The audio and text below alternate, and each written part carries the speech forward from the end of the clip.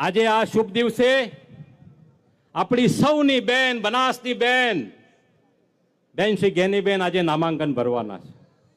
ઔપચારિકતા છે, કરવી પડશે. બાકી હવે વોટિંગ સુધી 7 તારીખ સુધી કોઈ ચિંતા નથી. અને 4 જૂન પછી તો 5 વર્ષ આપણા છે.